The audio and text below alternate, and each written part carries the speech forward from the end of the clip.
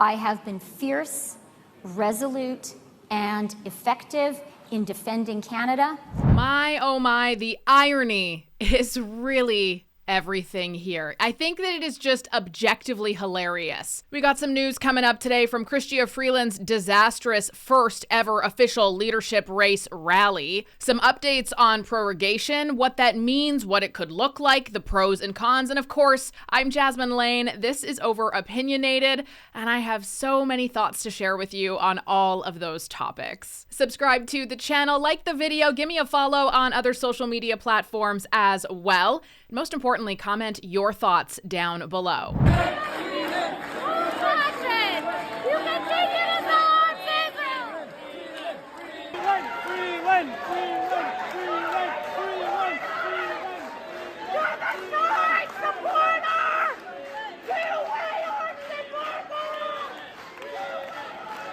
You can certainly tell a lot about a person if they are still wearing a mask indoors. It's kind of a bad protesting move because nobody can understand what you're saying when you're trying to scream through that thing, and it looks like all of those people were also having a difficult time breathing. How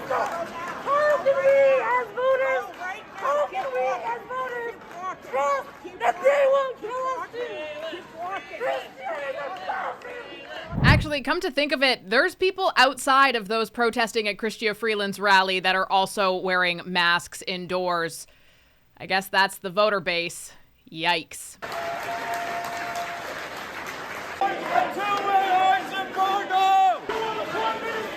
That oversaw genocide! You stood by complicit! You stood by complicit!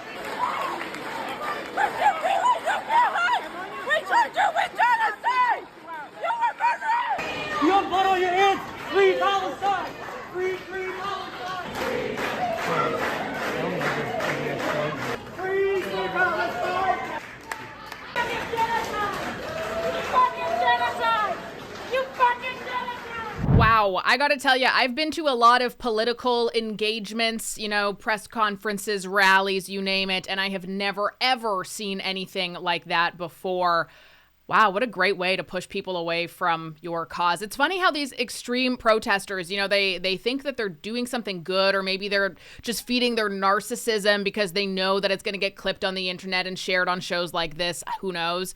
But that is one sure way to make people absolutely resent you. Now, the part that I just think is objectively funny is the fact that this took place at a Chrystia Freeland rally for her bid to secure a spot as Liberal leader, aka future Prime Minister of Canada. And the simple fact is that she was a part of and supported the Trudeau government, who imported all of these people. And I've always had a really big problem with refugees coming from war-torn places solely because we do not offer them the supports that they need for the trauma and PTSD and indoctrination that people from certain regions of the world are under. We just kind of bring them here, give them money, and say good luck. And then you wonder why there's all of this mass vitriol. You wonder why there's the insane things being said on the streets.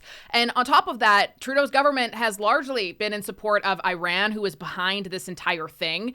And the Iranian government has been working for years, decades, to indoctrinate the youth of our country and other countries. So it just makes me laugh because it's like, Chrystia Freeland, this is annoying and it's disrupting your moment, but it's kind of your fault. Like, you kind of did this. You didn't put an end to any of this stuff when you should have, unlike, some other protests that have happened. Actually, speaking of which, let's just listen to some of what Chrystia Freeland had to say. And I think we all agree, it's okay to protest. It's good to protest. It's part of being Canadian. But it is not okay. Yeah, I have to say, come on. Let's be respectful of democracy, and let's be respectful of the kids at this Boys and Girls Club.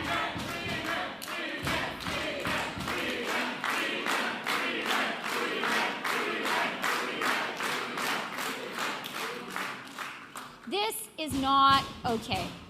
It is not okay to disrupt Canadian democracy, and I want to tell everyone, I am not afraid. Yeah, I don't think that whole two-tiered policing system is working out for the Liberal government very well, nor was the mass immigration, nor was the failure to have the same types of consequences for the same types of situations. This one actually isn't quite the same. The trucker convoy, in contrast, was nothing like this, and it didn't last nearly as long either before the government stepped in. So at least those are Canadians protesting things in Canada. This?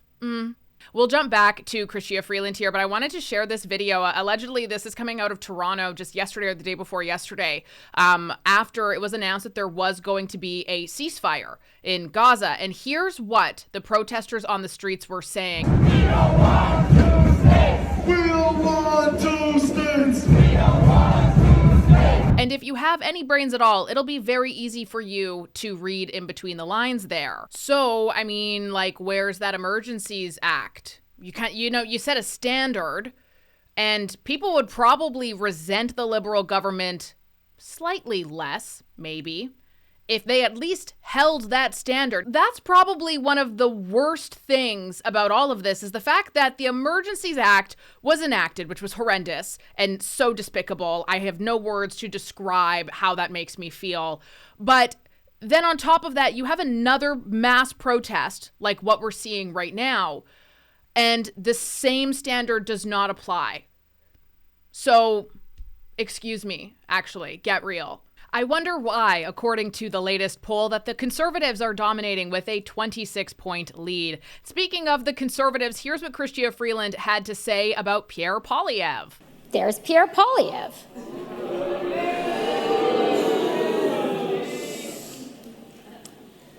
You know what the real problem with Pierre Poilievre is?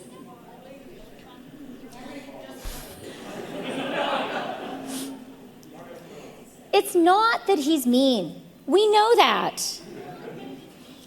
It's not that he's a career politician. We know that.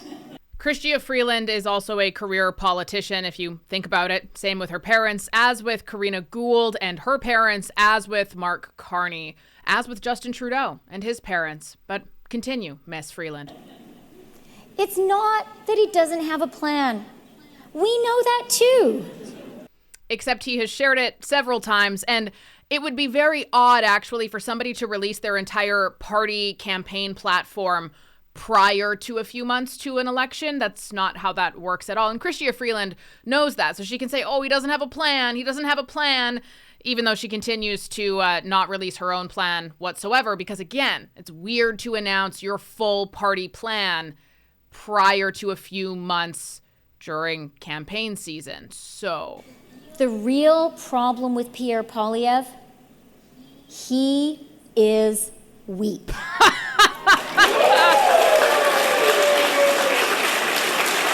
wow.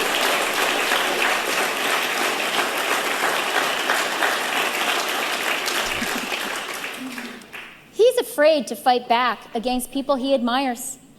Sure, he's happy to dunk on the Liberals on Twitter, but he will never stand up to Donald Trump. Well, yeah, he's not prime minister, so, and he actually stood up to Donald Trump long before Prime Minister Justin Trudeau did, with various videos and tweets and announcements. But okay, Freeland, we can pretend like you don't see those. Sure.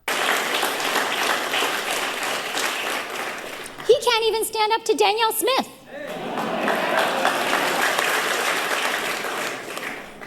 Make no mistake, if Pierre Poilievre is elected, he will be on the first flight to Mar-a-Lago to kiss the ring. Justin Trudeau, actually, I think it was, less than 24 hours after Donald Trump's post, and he flew over to Mar-a-Lago to kiss the ring. So, I can't even. Whoa, you're an idiot. Holy moly. Her entire speech, by the way, like, a lot of it did get really kind of screwed over by the protesters in the beginning there. But then the rest of everything she talked about was like Donald Trump. Donald Trump doesn't like me for one simple reason. I have been fierce, resolute, and effective in defending Canada, in defending Canadians, and in defending the Canadian economy, in negotiations with the United States, in negotiations with his administration. He doesn't like that. He prefers pushovers. And I want to assure Canadians that I am up for the fight and I will be firm and resolute in the defense of the national interest. You want someone as leader of the Liberal Party and as Prime Minister who Donald Trump is afraid of. She's delusional, which, just lends to my point of the Liberal Party preys on stupid people. Because even Donald Trump, when she resigned, he wrote right away, and I quote, "The great state of Canada is stunned as the finance minister resigns or was fired from her position by Governor Justin Trudeau. Her behavior was totally toxic and not at all conducive to making deals which are good for the very unhappy citizens of Canada. She will not be missed." I don't know, man. Does that sound like somebody who just resents you because he rejects your lies and ideology, or does that sound like somebody who's scared of you? Also, according to the Globe and Mail, there is an article by Mark Carney that resurfaced where he called on the Trudeau government to take every step within the law to identify and thoroughly punish Freedom Convoy protesters, including following the money. And this happened 1 week before Chrystia Freeland began freezing bank accounts. So again, hilarious that Mark Carney likes to talk like he is some liberal outsider. And let's not forget that Chrystia Freeland resigned the day that she was supposed to be announcing the budget that was beyond delayed and was beyond over budget to the tune of billions of dollars.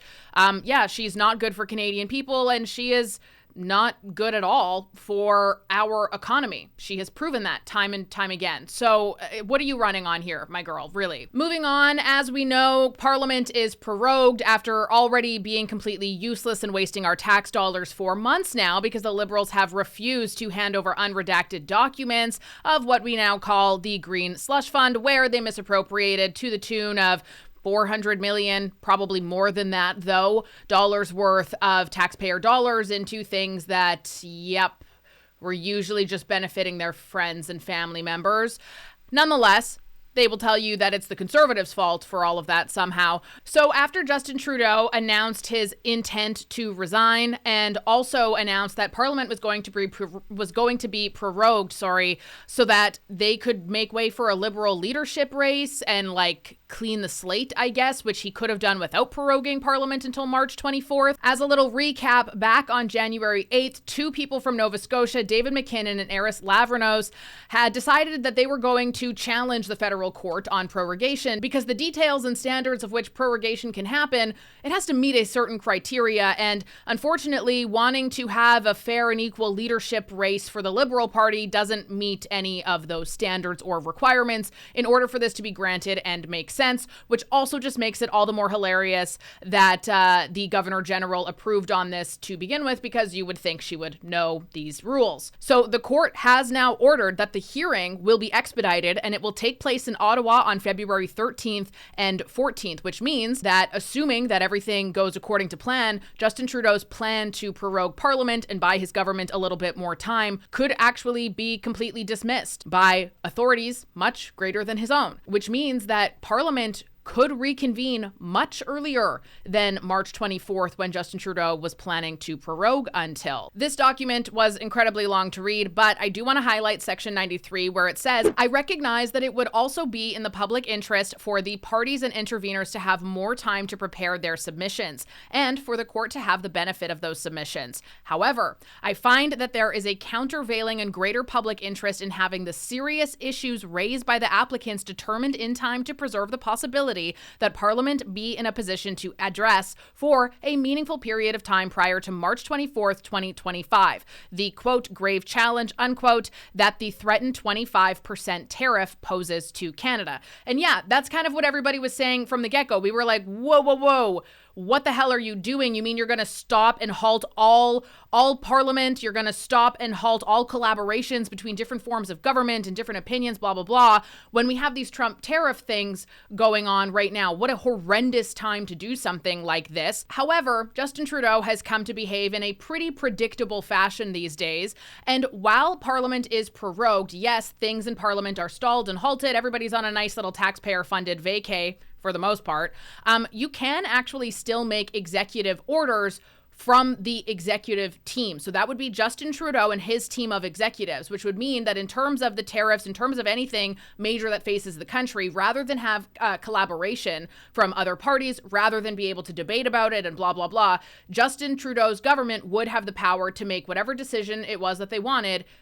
And just voila, that's the decision now. And yeah, that definitely sounds like something Justin Trudeau would want to have. I'm sure he would love it if Parliament was prorogued all the time and nobody could complain about absolutely anything to him and he could just do whatever he wants and not give a damn about anybody else. So let's go through some of the pros and cons here. I am not the creator of this list. I found it on X. So let's say if prorogation continues, we have Justin Trudeau as Prime Minister for 6 more weeks. We're unable to do anything at all about Trump's actions. Carney or Freeland become Prime Minister without an election. Several unpopular bills are dead. Jagmeet Singh sides with Mark Carney. That's probably going to happen. Emergencies Act could get enabled to delay election. Yeah, that could actually happen. That would be shocking. So shocking if that happened. But it could. In theory, it could happen. It seems a little wacko, but I wouldn't put it past these guys. Now, if prorogation is defeated, which is what they are asking for in this case, that would mean that Justin Trudeau would either resign and appoint a new interim prime minister, or he could change his mind and stay on as leader. The Liberal leadership race would end right then and there, and bills would all be back on the table. And this is one thing people keep saying, oh, well, you know, it'd be really bad because there's all these bad bills, Bill C-63 that could be back on. And it's like, yeah, sure, they could be, but let's be real here. Assuming that everybody's going to stick to their word, those bills are going to be off the table anyway, because they are all saying that they're going to take down the government at the earliest chance that they get. The Conservatives, Bloc, and NDP would table a non-confidence motion, and the government would then be defeated, which would mean that we could go to the polls as soon as April. I'm Jasmine Lane. This is Over Opinionated. Thank you so much for watching. I'd love to know all of your thoughts in the comments down below. To prorogue or not to prorogue? Be sure to like the video, subscribe to the channel. You can also give me a follow on other social media platforms as well. I will talk to you very soon.